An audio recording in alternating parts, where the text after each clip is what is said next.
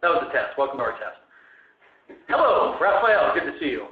Okay, well, it's 5 o'clock in Bogota, in Mexico City, and 2 o'clock in California. But we're delighted to start 2019 with our first webinar of the year as part of our Energy Webinar Series at the Institute of the Americas. And my name is Jeremy Martin, the Vice President of Energy and Sustainability. And we're doing the first webinar this year in a new format. It's the virtual panel. Yeah. And I'm delighted to be in Mexico City. We're doing this live from Mexico City with John Padilla, Managing Director of IPD Latin America. John, good to see you. Great to be here with you. And Gonzalo Monroy, the Managing Director of GMEC and a Twitter fanatic. Good to see you. Something like that. Thank you, Jeremy. We're going to have a lively, or at least we expect to have a lively discussion. We'll try and keep it to an hour. I think that's going to be a bit of a challenge. And we'll invite all of you to join us in this conversation, in this virtual panel, part of our webinar series. So this webinar that's kicking off 2019 for us at the Institute of the Americas is Mexico's oil outlook. Let me quickly run through, just for anyone who's joining us new in our webinar series. I want to thank our sponsor. And then let me go through a little bit of logistics just so you know how we try and manage the question and answer session. We use the chat function, and for those of you who see sort of on the lower part, middle of your screen, there's the chat bar. And if you just type your questions in there, we'll see them come across. And John and Gonzalo and myself will add them to our discussion and conversation. So no need to wait until the end of any kind of opening remarks. As a matter of fact, the earlier you get your questions in, the more likely that we'll be able to get to them as we have our conversation this afternoon. So there you go. There's the overview of how we'd like to run the presentation and the webinar, the virtual panel here. Let me make a couple of other comments because we, about a week ago, came up with an agenda for this webinar and virtual panel, and we decided we would break it up into about 4 different areas and topics. We came up with this nice outline for the webinar, and John and Gonzalo were very kind to share ideas, and we put this together. So there it is. You can see it.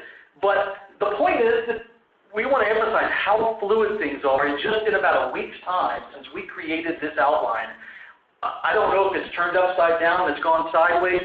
Let's just say it's a fluid situation.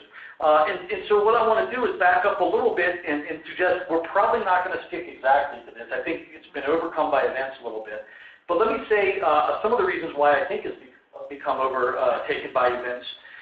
But let's back up and understand that the key thing I think we want to also understand is the role of the López Obrador's government, but not just since it took office in December, for many, many years, let's argue, at least during the transition and since the election, has posited an industrialization strategy on the back of energy and how industrialization and the use of energy is an economic driver. Now, I think what we're going to talk about is that, vis-a-vis oil, but I think if we understand the context of industrialization strategy and how energy fits into that economic theory or concept, we'll be able to talk a little bit more about market expectations, market confidence, and just overall expectations for the oil outlook in Mexico in 2019. But to emphasize sort of this point of how fluid the situation is, December seemed to be a fairly traditional month beyond various points, but a refining plan was announced, a new production plan with a several 100,000 barrel gain production target by the end of the sexennium. So, sort of let's call it at this point, your run-of-the-mill policy proposals. December ended, January began, and we immediately saw the fuels crisis on the back of the Huachicoleo, the fuels crisis, the combating the illegal theft. And then, we saw as part of that the debate over refining capacity. We saw the fuels logistics element that came as part of that, combating the illicit theft and the whole fuels crisis. And now, just in the last couple of days, to again emphasize the fluidity, we're told by the Secretary of Energy, Ms. Nale, that they're no longer going to import light crude oil. So where does that fit in? And again, these are all points that are literally in the last 36, 48 hours that are coming at us. And the final thing I want to mention as we get into this conversation is fracking seems to be back on the table, or at least the idea of potentially pursuing fracking here in Mexico as a way of exploiting resources. I don't know, something to talk about a little bit more. I don't want to put it there at the outset. So our outline's outdated, but we had a lot to share with you on the back of some of these contextual points and just how much things have changed. as we end January and go into February. So perhaps we could start with the market confidence piece, because I skipped a couple things in my outline, and that's your job, John and Gonzalo, to fill in the gaps and talk to us in a little bit more detail as to what's going on in the near term, and if you can later in the webinar extend it out to the medium and longer term this year. Market expectation, market confidence. What are you hearing? What are you looking into?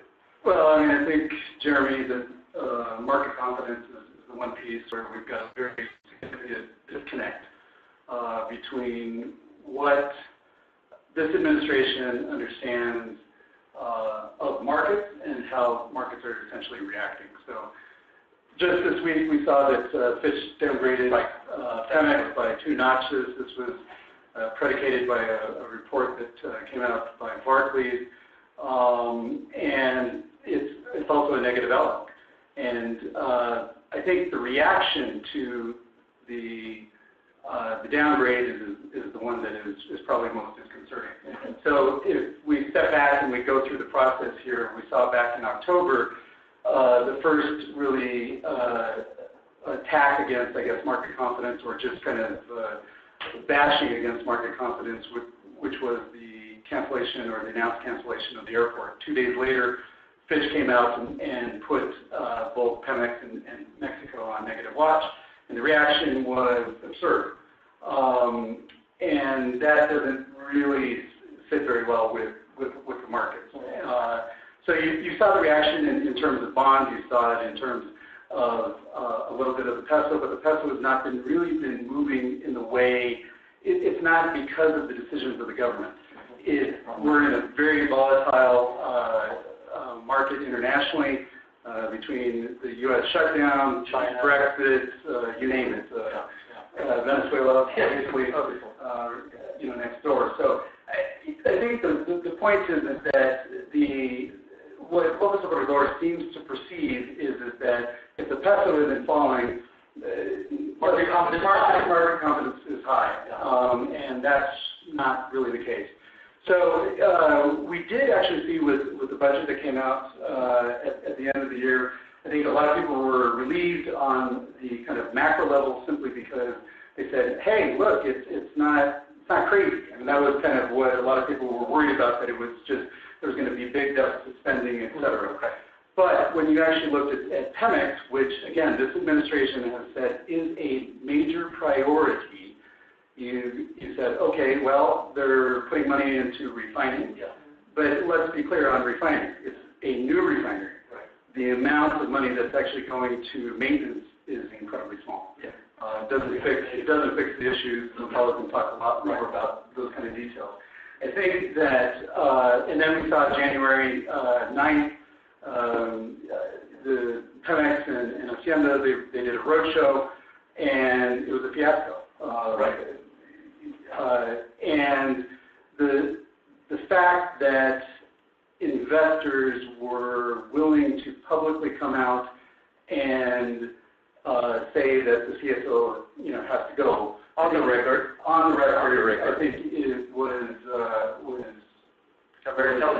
very telling of kind of where we're at in the process.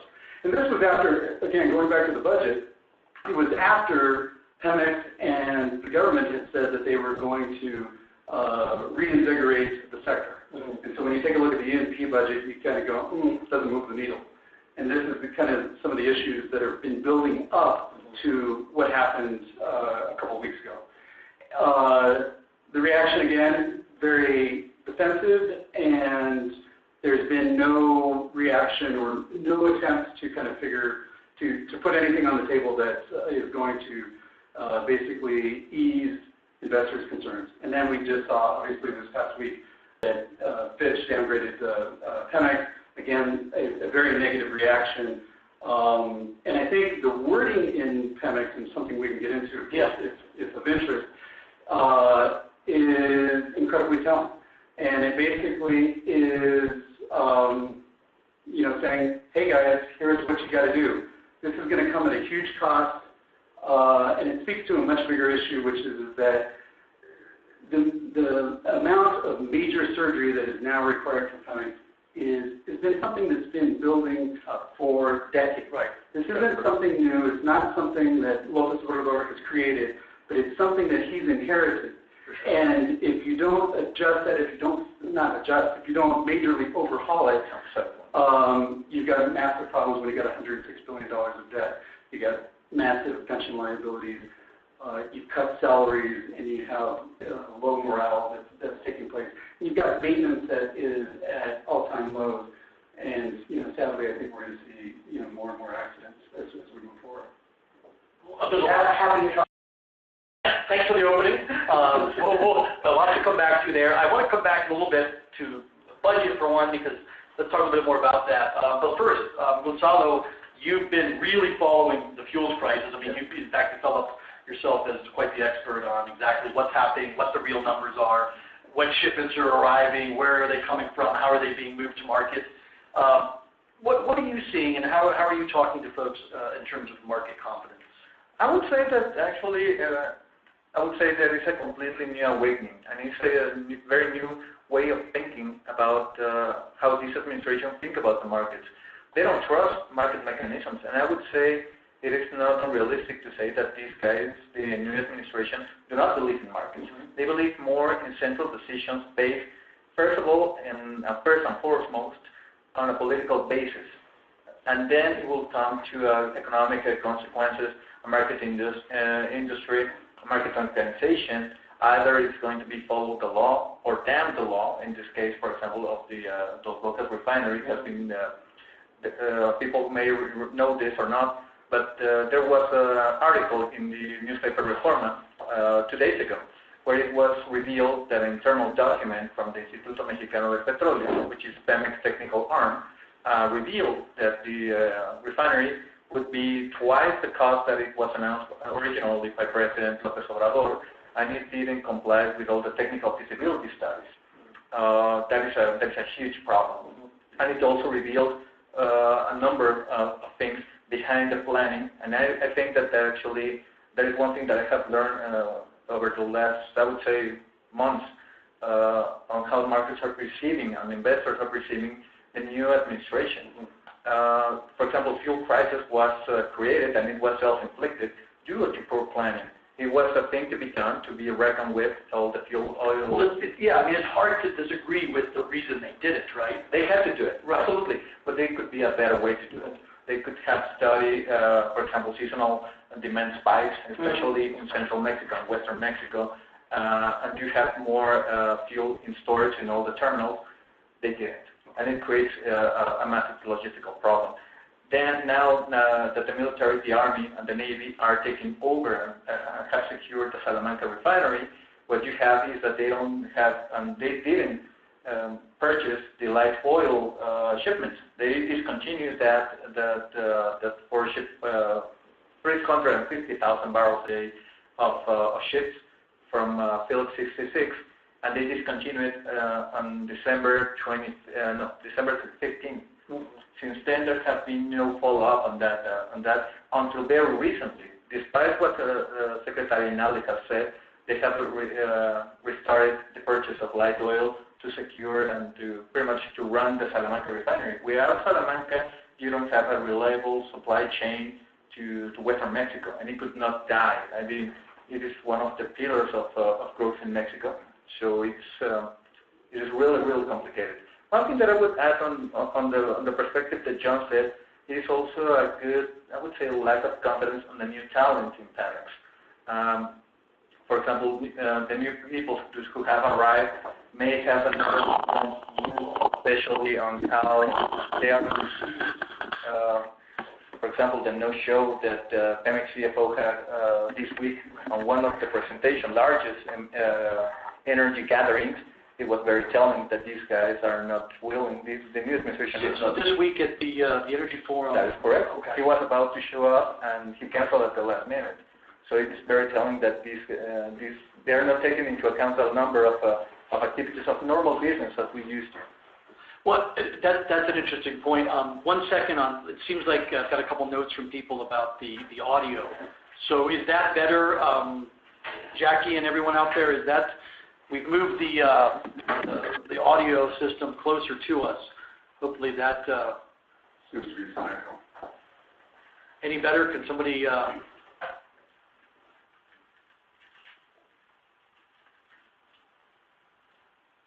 Okay.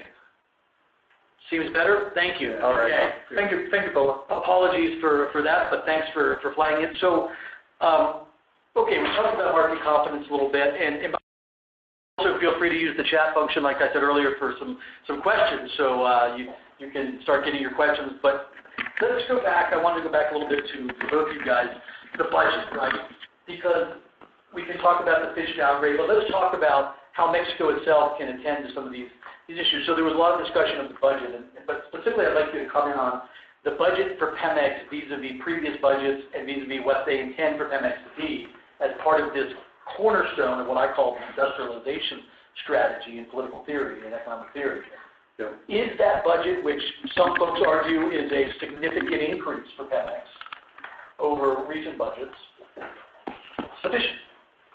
/ what more do they need? Simple word, no. Okay. You're going to make this a quick one.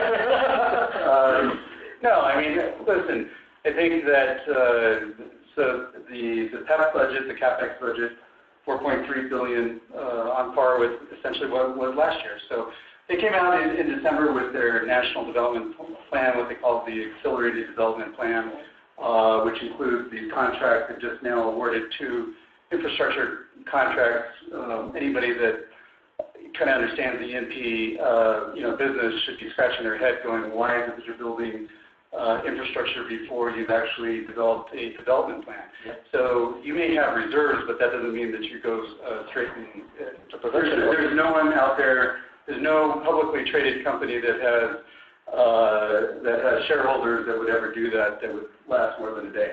So, but they've done it, and they've awarded 2 of these contracts. They have these drilling contracts that are going to come out, which are all destined for local. So it's all targeted towards Mexican companies, principally Mexican companies. Very useful I would say. And so there's 16 offshore shallow water. There's 4 onshore. I think the issue here is that these conversations started back in the fall. So this was all during the transition period, and then this has all gone out through a restricted bid. So it really cuts against the whole claim of transparency and anti-corruption, and that's the first starting point. Second thing is that when we go back to the actual 20 fields that they've targeted, they're all really quite small. The only one that is an exception is the Ikashi, which is a high-pressure, high-temperature field in the foothills. Is it significant? Yes. Is it something they've worked on for a long time? Yes. Is there anybody in Mexico that has the expertise to drill that? No, 0. So, and the last time that, Mexico had a run-in with high pressure, high temperature was East-Hawk, which was in the 70s. And if you remember the history there. Yeah. World largest oil spill. One cycle. Exactly. So, I mean, this is dangerous stuff. This isn't just, drilling down into the ground and up comes bubbling oil, a la, Beverly Hillbillies. And, I think there's just some real major disconnects that we have. And what I would say, because I think there's always 2 sides, right? And to think that all of the new administrative people that are coming in are experts, well, clearly not, and there's some that have, limited to no expertise. That's happened in the past. Yeah. Certainly through the pre- and the pan administrations, what you had with the technocrats was you had folks that came from Hacienda, you had folks that came from Banco de Mexico, and then they were willing to kind of ramp up the learning curve very fast. And I think one of the things that is most disconcerting right now is that the ramping up of the learning curve is not occurring, and it's being kind of buttressed, or it's being prevented by a lot of ideology. And the ideology is preventing this kind of much more fluid conversation, and as a result, what we're really seeing is we have these random mixed messages that are going out that we can go through, a plethora of just in the last week. Right.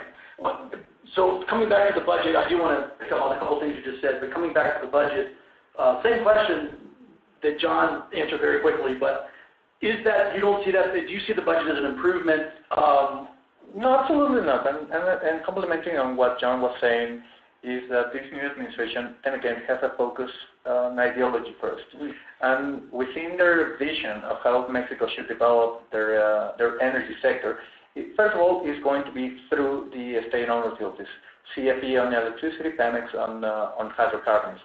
That being said, it's pretty much a dominant player trying to do everything by itself. That's why, for example, on the infrastructure projects and also some service contracts that they have awarded this week, actually, what you have is a complete disconnect. But also, and I believe that it's very worthy to discuss where this new administration is coming from. Right. Because, for example, what they're seeing is like the budget that was reduced over the last, since 2014.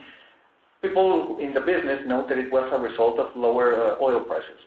But in the administration, it's more on a different side. It's pretty much like the government didn't put enough money into this. They don't see it as a commodity-driven integrated market. They see it pretty much as another completely or similar to farming, similar to manufacturing, and they have a completely different understanding of the cycles. That's why they see this disconnect. They see, for example, the lower investment as a result of a political negligence instead of a market response. That is where this new administration is coming from. Yeah. That's why they have, for example, a different approach of what Fitch are saying. Is like, okay, these guys are not going to tell us as a sovereign nation how we should develop our resources or our national company. In the other side, what you have is a clear disconnect of the understanding of what Mexico energy sector used to be. It is a pretty much misunderstanding between the both sides of what happened, what is the industry, and what the political side wants, and to have a political win. For example, going directly on a specific point, I would say is the greatest point of the budget. It is the whole new refinery. As John correctly said, it's pretty much the huge ramp up of Pemex budget is a new refinery. But the increase in the budget is to cover the exactly. For the refinery. Yeah, and take a look, for example, and this is then again a very deficient planning. What you saw, for example, on the fuel shortages, it is a lack of infrastructure in logistics, pipelines, maintenance, fuel tanks, and storage. Mexico is very vulnerable on that side. In this case, was because of the I would say struggle to combat fuel theft, but in reality it could happen because of other reasons. For example, an earthquake in 2017, then the huge earthquake in southern Mexico knocked out the Salina Cruz refinery for almost 3 months.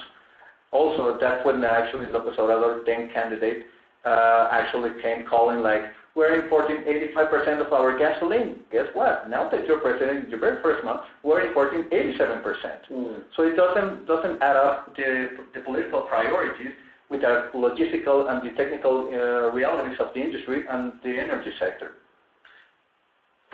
So let's take something, because we've talked a lot about that, but let's talk about the investment question, right? Because I think we would all agree, everyone probably participating agrees, the amount of investment needed in Mexico, whether it's on the back of CFE, on the back of Pemex, private companies, the amount of investment needed is enormous, right? And it's monumental, the amounts of investment needed to have to be put into the market here. So when you hear Romo, and you mentioned earlier some statements have been made just the last couple of days, there is someone like the chief of cabinet for the president who has insisted that this government is not anti-investment or not anti-market, anti-private investment. And then we've just got done, having Gonzalo nicely describe sort of where the Pemex budget was developed and sort of what the context was that because of the role of the private sector that probably the former government saw as filling in some of the gaps in investment in those last couple of years, right? So the question is this: have there actually been signals, or does Mr. Romo continue to go out and make these statements, and time will tell if this really is an accurate assertion? Because he's continued to make this since he was, joined the team of the current administration. Yeah, I think we just have major disconnects going on. So, I mean, there's statements that he's making. He, in large respect, kind of represents the more moderate faction that people kind of locked into. It was really the one side of the Lopez Obrador administration, even before the election, that people were reaching out to and connecting with. What we have right now is you have an administration that, by and large, is not, broadly, going out and meeting with private sector companies, et cetera. So Rumble has been that phase, but the problem is that I think investors are kind of sitting there, starting to scratch their head. There's people that, are looking for very specific things, but from the broader base perspective, and if we step back, Mexico is an industrialized country. Yeah. It has massive amounts of industrial activity. Yeah. And it requires huge amounts of energy that continue to grow. And so if the state is not able to provide that, what it's going to mean is that the private sector is going to have to go purely private. Back in the 90s, if you remember, there in Monterey, you had actually industrial clusters that went out and they built in the sense projects, et cetera. I think that model will return if we continue down this path, because surety of supply is critical.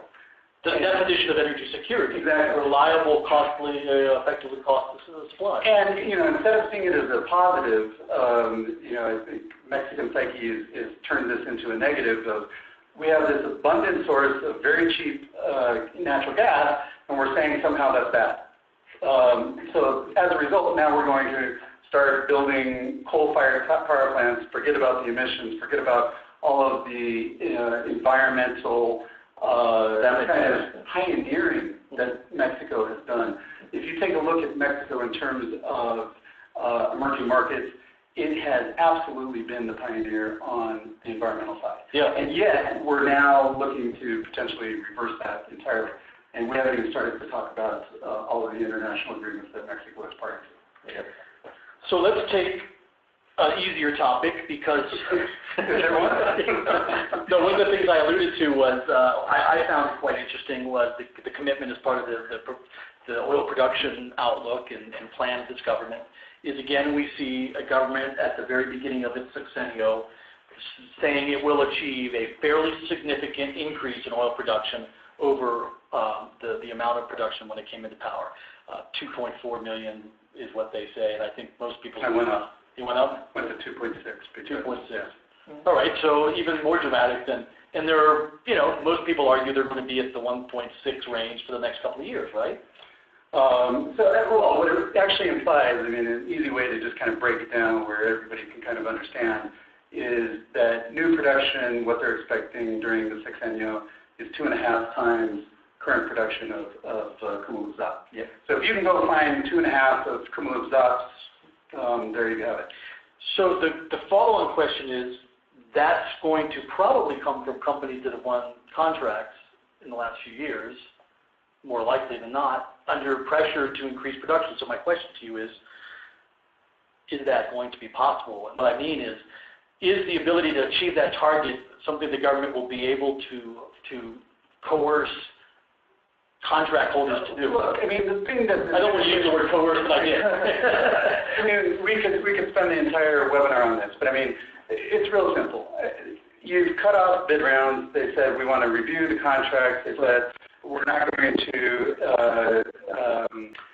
entertain going forward with new bid contracts until 2021. And basically show us the money, show us the barrels. Yeah. We want to see the level of activity. And then you have statements that are basically that the energy reform has yielded no results, there's no barrels, which is fundamentally wrong. Okay? There's 18,000 barrels of production online. Migrations were part of the energy reform, as were farm down. And that production, based on our estimates, will go to 59,000 barrels per day this year. And then you have announcements. You have the Petrobras Fieldwood announcement this week. It will be the largest production field of any of the E&P bid round contracts that have come online, and it's the 5th largest field of existing reserves the country has. So if that's not material, then what is? Right. No. I think we all agree about the materiality of the last several years. The question is... No. So then that gets back to the point of what should be being done is to incentivize increased drilling activity. We have to step back because, I mean, memories are always incredibly short-term. And when the energy reform was being discussed and when it was finally passed, what happened with oil prices? Correct. Yeah. Right. Okay, so as a result, what happened with the contracts were Mexico was incredibly worried about attracting investment. Right. So it's a globally competitive market. You've got to offer terms that are competitive. It's just that simple. It doesn't matter that the United States and a fantastic offtake is right on your doorstep. So as a result, the drilling obligations, and this was a huge discussion, were reduced. Okay, so could you go back now and say, you know what, oil prices have come back a little bit. Let's sit down. Let's negotiate. Changes ramp up your drilling obligation, and we're going to provide you these incentives. Your command. Okay, if production is the priority, there's a lot of different ways you can kind of cut the cheese, so to speak. No, don't do that right now. So let me try to bridge that and that understanding to what the administration, what I have been seeing is thinking. And actually, in terms of the production. In terms of the production, and actually I would say it's a step back, and actually would be a clear distinction about what they are thinking about investing. Because, for example, they don't see that investing is also includes all the seismic, all the technical things that you are doing, reappraisals. For example, Trion has been reappraised. It is apparently a significant achievement. However, they want to see more activity. Drill, baby, drill. No, and the thing is, this administration thinks of investment pretty much like a spending. It's more of a spending function. They want to see money put out on the field, and then again, because of the structure that it was put more into emphasis into offshore rather than onshore, the onshore commitments that you can, as we can all attest, has been incredibly high on royalties but low on activity, especially on around 1.3. What you see is like they don't see the meritability of that investment at ground level. That's why they've seen this comfort of, I would say, failed expectations about what they're seeing right now. So, actually, Rafael has a great question about the break-even of Mexican barrel of oil. Before we do that, I'm going to pin you both down, because you sort of answered, you did a great job answering the question, except the key piece, which is that target obtainable? No. Okay. No. I said that so fast that you can't dismiss it. No, that was a budget question. And I would concur. Actually, no. Okay. Yes, thank you, Rafael. So do we have any reference to the break-even cost of a barrel of Mexican oil? Well, I think it probably, and I'll let you guys answer, but I think it probably depends on, you just talked about shallow water versus deep. It's the type of resource. Yeah. So, for example, on onshore resource, it all depends. Everything except Chicontepec should be on the levels of 16 to 22 barrels, to $22 per barrel. New development in offshore should be, especially shallow waters, should be on the levels of 18 to 25. Deep water is still a big unknown because, for example, it's quite different what you have on the southern region, north of the Campeche Basin, not Perdido. Perdido is a completely different animal, and because I believe that it would be, there are no known numbers around that yet. However, and going back, throwing a bone to the budget discussion, it is quite interesting that Pemex actually put some money into the Chicontepec project and also on Lacache, a non-associated natural gas deep water project. How they're going to proceed on that, how they're going to implement, for example, all the fracking efforts that they want to do in Burgos, in Tampico, Misantla. I think that it's a starting point. It is not enough. It would not come any, I would say, no barrels from that, but it's something to keep an eye on. I mean, I think the question kind of stems from, there's a lot of people, particularly investors, that don't necessarily believe the numbers that Pemex includes in terms of what its break-even is. Mexico has had incredibly low break-even costs, and I think the more overriding question, because to get to the exact specific number, I think is just, you need access to a level of data that, quite frankly, nobody has. It's just that. Well, and that's, a lot of people who may have it aren't necessarily publishing it. If you understand the way that Pemex works, it's always been incredibly fragmented. So trying to piece information together, it's been little fiefdoms that have always kind of managed that information. The reform started to create some cohesion and coherence of information and data. Yeah. But to say that that's the case, not really.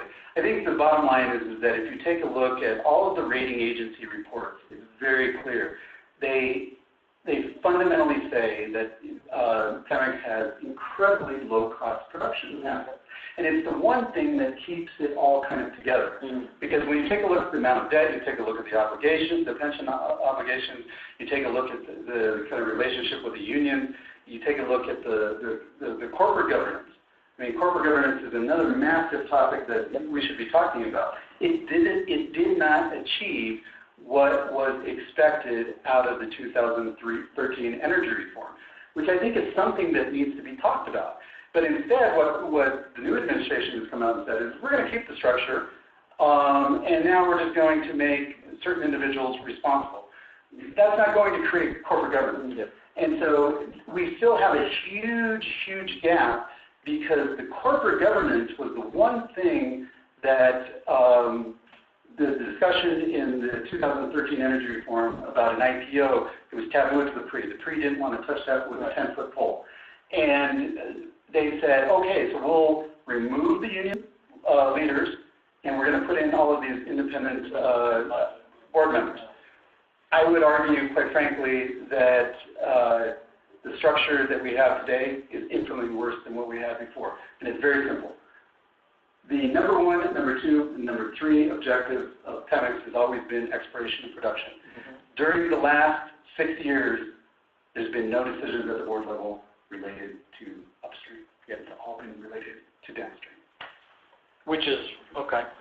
So let's pivot a little bit if there are any other questions. So this whole question of what it costs, I mean, to your point, the fact that Pemex in Mexico has consistently been a low break-even has been a saving grace, and where you've been able to continue to pump like crazy at a low price, and especially... It's been going up. I mean, and that is one thing, and to add up to that discussion, it is pretty much a result of having a shallow water giant fields, very cheap, but it's more a result of good fortunes of nature. But what you have right now is pretty much you have a declining portfolio overall.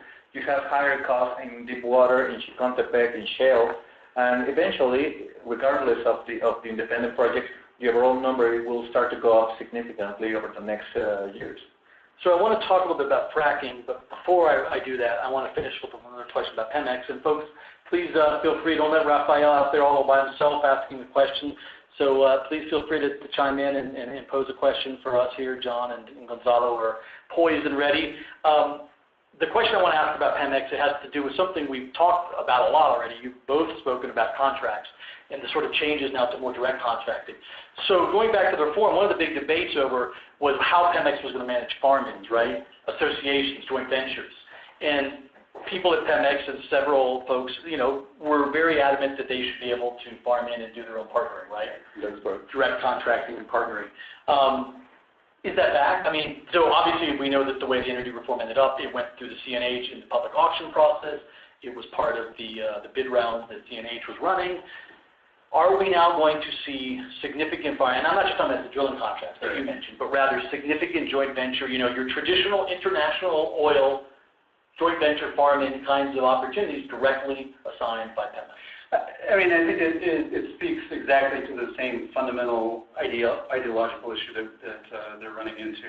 And so what we saw is that with the farm-out that were originally targeted for October, they were delayed to February, and now they've basically been delayed to the fall, exactly. And so, and it's clear that this administration wants Pemex to decide. So by definition, what that means is that you're going to have to change the law. Because the way that the law was structured, it was all set up so that you had CNH. Weird structure, but it was also because of checks and balances and creating kind of some of the same type of corporate governance, that you lack without having an IPO. So, I think that it's a big question. I think I think some of the lowest hanging fruit, quite frankly, is actually with migrations, something that continues to be overlooked. Yep. These are producing assets.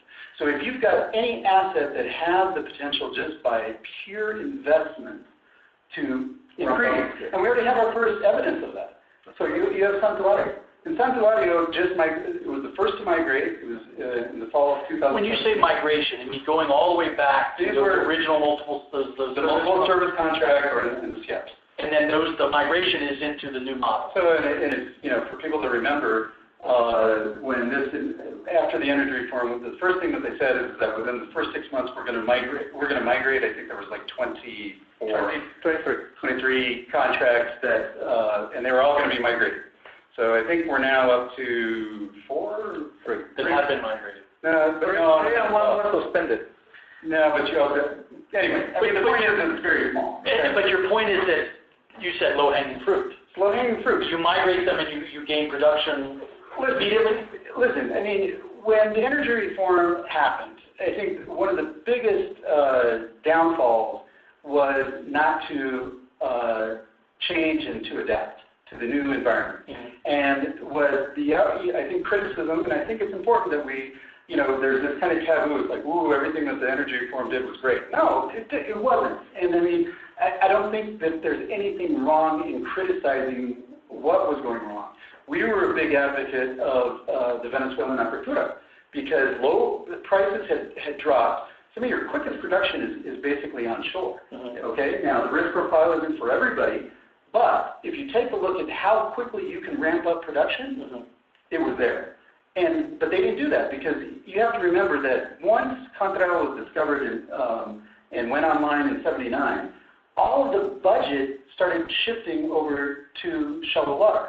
And so you've had these resources onshore that have been neglected for decades. Mm. Technology has moved massively. Take a look at the United States, what happened in 3 years, let alone 3 decades. So that's a huge opportunity. Like you said, sort of a unique set of players who would play in that space, and some of those, enhanced recovery and those kinds of things. But and then some of it is just different depths. I mean, I think, Ikashi is a perfect example of this. So is this, over a mile down? Is it high pressure, high temperature? Is it complicated? Absolutely. Are there people that know how to do this? Absolutely. Well, I would say farmouts. No, farmouts. Actually, there was actually a question. I think as I said this, so yeah, John seems to be pessimistic about them happening.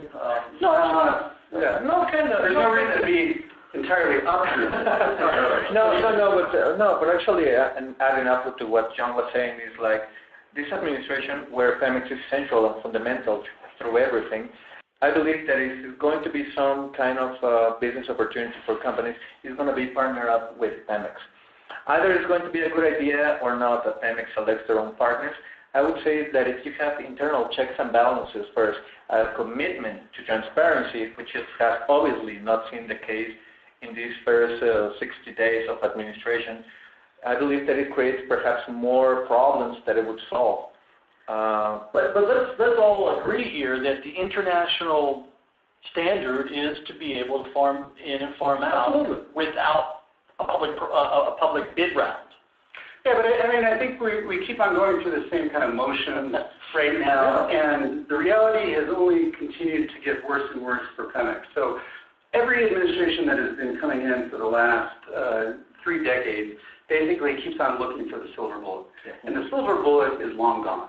And this is something that's really painful. This has been a 40-year party, okay? The Pemex Tower over here was built in 1976 on the back of Contral discovery, okay? And I think the point here is that Pemex may not be in a position, if this government does not adhere to what Fitch is saying, which is massive cash, basically reduction in fiscal burden and assumption of obligations.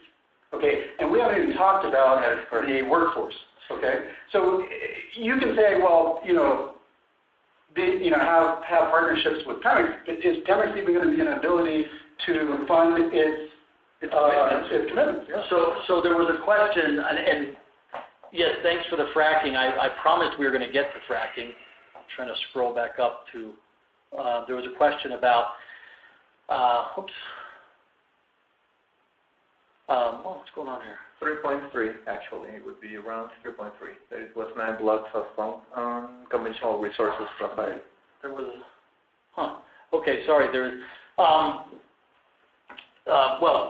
so you said the word silver bullet, right? And so not that fracking is a silver bullet. However, at one point in time, for Mexico to truly be able to move up the production curve, particularly in the natural gas arena, the emphasis on unconventional resource development, you talked about some of this already, but so let's take fracking. And when I say let's take fracking, we have a question here particularly, but let's take this and step back and say, okay, there was one sentence in the inaugural address of President Andrés Manuel López Obrador who emphatically said there will be no fracking. And then what happened? A couple days ago, is this something Pemex? No, I came out and said that we're going to do extra clean fracking. No, it was before now, and we have to recognize this. At the end of the day, you have a massive structure within Pemex that responds only to Pemex. Not the CEO, not the president, although they have the backing of the president, right, explicit backing of the president. But, for example, they were able to push through Congress three projects of fracking in Burgos, which is pretty much the lowest contract in Olmos, in the Olmos field. You have the Chicontepec. Also, you have an unspecific project named Aceite y Gas de Lupitas, which then again are pilot projects of fracking. So it was already passed by Congress in full contradiction of what the president is doing. Either they're going through his bag, remains to be seen, or perhaps they're trying to say, like, this is going to be a massive effort. We need to explore every single way that it's going to be, pretty much planning for Plan B if there is no of the 19 fields, because actually I would say Ixtachi is a gas with condensates with only 5% of light oil. And I would say that they're trying to have an idea of what is out there. I don't think that it's going to be through more round bids. It was round 3.3, Rafael, that was the one that was canceled. Yeah, it was canceled. It was 9 blocks in the if I recall correctly, Tampico Misantla. A little bit. It's a bit north. Well, it never really ever was defined, right? I mean, it was always going to be the last auction of that round. That is correct. And we, for example, we have not gone into the whole specifics if the regulation, which is already in place, if it's economically feasible or even attractive, especially once you consider that you have the Wolfcamp, the huge story, success story, which is the Permian. It is going to be really hard to compete on that. Right. That was, for a long time, there was debate over, is it economically feasible when you have right next door an extremely low-cost producer with a lot of spare capacity of production that's now being shipped across the border. So is the economics any better today? So, that's moved beyond the political discussion of whether you allow fracking or not. And if you allow it, maybe it doesn't matter. Yes. I mean, look, what we're seeing is just very politically driven decisions that are taking place. Mexico has 5.4 years of 1P reserves. Yep. 5.4. I'm not sure people are actually paying attention to that. And I guess this is the contradiction. At the same time, we go, oh, well, we've got access to all of this, cheap resource. Okay. But then we want to have all nationalistic production. So, I mean, these are the kind of mixed messages. Yeah, there's contradictions that are taking place. I mean, it's the same thing with, the December 27th announcement in terms of the fuel crisis. So going back to what, one of your earlier points, which was that, yeah, everybody he had huge support, and you saw in the polls immediately, when it was first announced that he had massive support. But it wasn't a long-term strategy. This was politically driven. Because if you have any type of, there's no long-term solution to what is being put out there. This is like, if you have a leaky sink and you turn off, the bell, it goes away. But President Andrés Manuel López Obrador is a master at driving message. Absolutely. Sure. Let's go until you feel it in your pocketbook. Right, but I mean, the fact that at sort of the height or right after the height of the fuels crisis, his popularity actually picks up. The fact that every morning and then the cabinet meetings, I mean, okay, okay, I'm looking at this from afar, but this is pretty masterful, you know? You have serious situations. And let's be honest, you know, I sat in my dad's car in a gas line when I was a kid. Jimmy Carter was basically squeezed out because of some of that. Yeah, and so, you know, gas lines equal politicians being thrown out of office. This seems completely opposite what's going on. We don't know yet, but that's my initial thought. So, calm before the storm. I mean, it's just the markets haven't reacted yet, and the tsunami has already been launched. And so it's just a matter of how fast they rise. No, and actually, and then again, adding up to what John was saying, what you will see, especially in May, perhaps June, is going to be the first estimate by GMEC, which is the statistical agency of Mexico, to see the estimation of the first quarter. And it's going to be a really slow quarter. I mean, it is not going to be the southern states, Chiapas, Oaxaca, Guerrero, where are the economic drivers of economic activity in Mexico. It is pretty much Jalisco, Guanajuato, San Luis Potosí, all the NAFTA corridor, what you have right now, which are the states who doesn't have any that fuel. For example, things like, or trivial, I would say trivial, like the avocado crisis, that finally we can say for sure that the whole harvest has forgone. It is not going to be reaching time in the U.S. for the Super Bowl. With the Super Bowl coming this Sunday, and we love the market. We can say that. We love the market. So we're almost out of time here. I want to be able to end with each of you making some final thoughts. But there was a question I saw earlier that scrolled by that asked, and I'll try and summarize what I remember it being, which was, is there a price that makes refining profitable for Pemex? So like the price of oil. Simple answer again, no. Mexico's peak utilization was back in, I think, 1994 to 82%. 93%. And the average utilization rate in the entire U.S. refining system is 95%. Just by definition, a dollar in is a dollar lost. You're not allowed to agree. Yeah. No, what I would say is, like, for example, and going back to the whole way of thinking of this new administration, is that the whole thing about the refinery, it is not to support the grandiose narrative of self-sufficiency, which is something that the message of Andrés Manuel López Obrador has pushed through our throats. It is pretty much like this grand monument to show that he made something.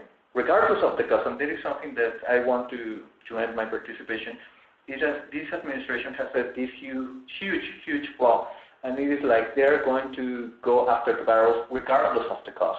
And in the meantime, they could actually broke either public finances, either it could be Pemex, because at the end of the day, somebody will have to pay.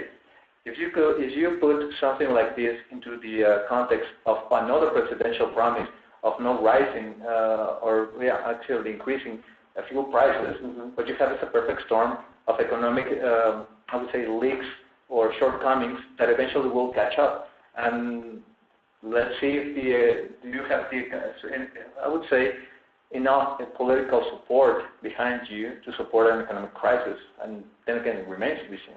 Well, we're just looking at the outlook for 2019, so final thoughts on the longer term. We've talked a lot about the last couple of months and some things that we see, but by the end of the year or you know, right about there, I mean, are things going to be settling down? I mean, one of your comments was it seems like people coming in or you know, not moving as quickly up the learning curve or not getting settled as quickly. I mean, does that start to get better toward the second half of the year? Yeah, I'm a little bit of Dr. Doom here because all I keep telling you is it's bad, it's really bad. How bad do you want to express it? I mean, listen, you've got inflation that's already ticking up with the fuel crisis, which is not going away. You've got basically, if you take a look at the budget, they're already blowing through their parameters on that. They're spending money. You know, the CEO of CFE, you know, has come out and said that, you know, the objective is not, you know, just how rentable or how profitable it is. It is about the social cost. So what you see is, and they're also talking about we're going to then all these people that haven't paid in the South, but we're going to forgive all of that, all those obligations. Where's all this money coming from? They just, you know, just with the 500 plus, you know, tanker trucks that they went and did a direct award on. So there was no bid process here. And, so $85 million, where is that coming from? I mean, and those are just little small things, right? We've got the airport, which is a big thing. And in other words, we're going to have massive volatility. And the only question is just how fast and how rapid. And I think the big question at the end of the day is when does the ideology subside, or does it, based on the reaction of the markets? Because this is not 1970s Tabasco.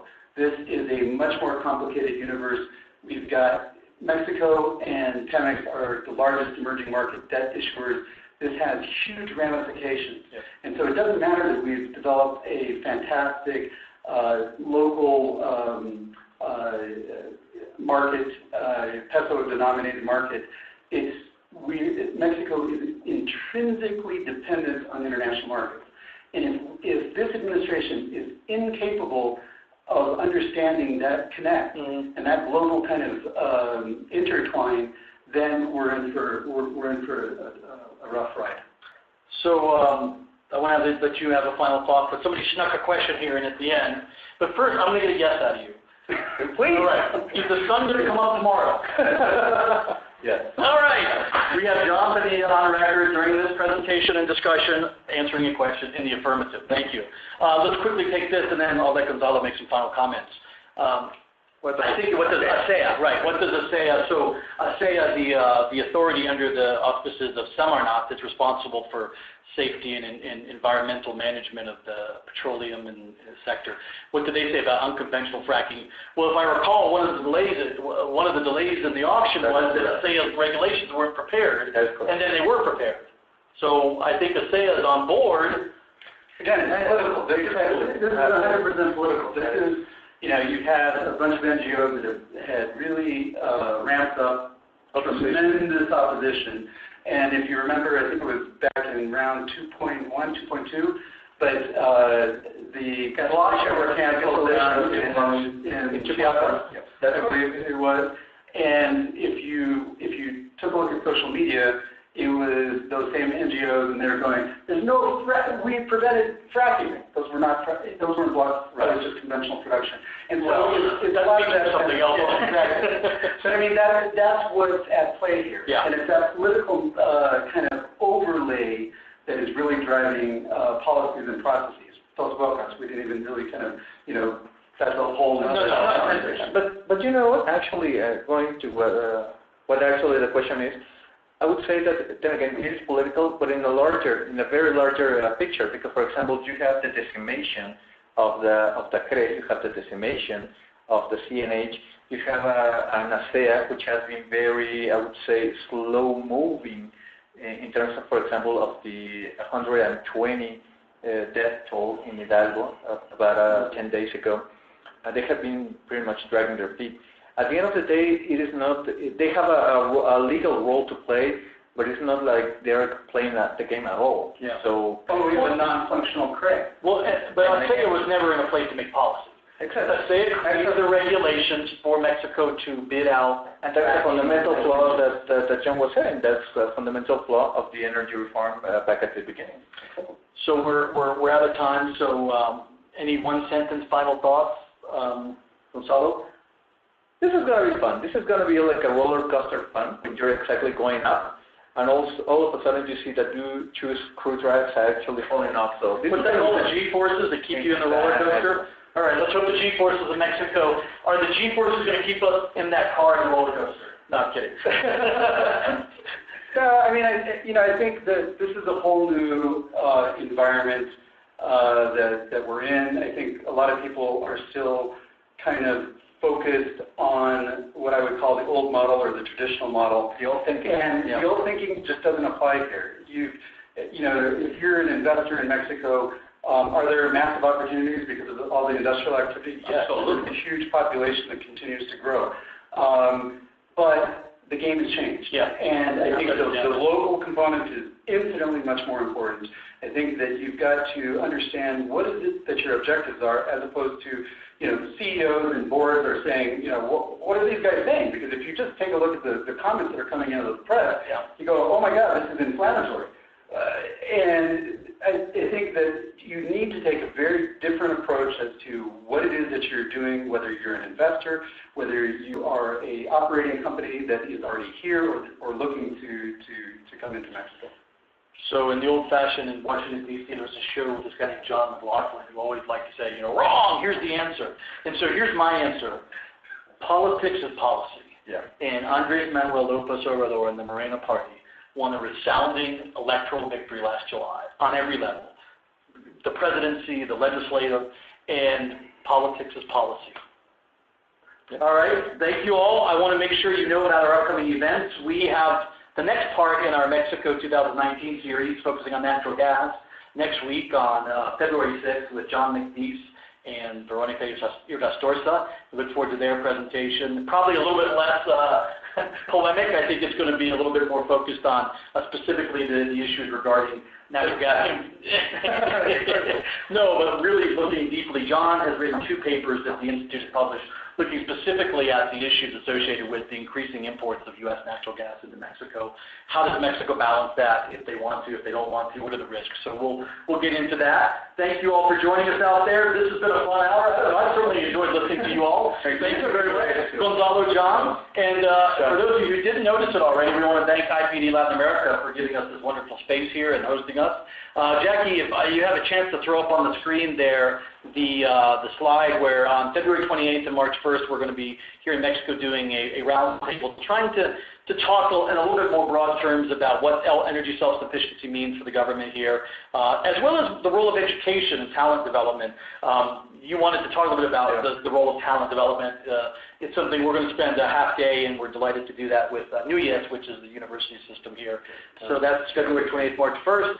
And then Buenos Aires is coming up, and it's never too early to plan for La Jolla, May 22nd, 23rd. But come on the 21st, and you can do our lovely kayaking and hiking and all these things we've been doing. So thank you all. See you next week. Thank you. Thank you. Hasta la próxima.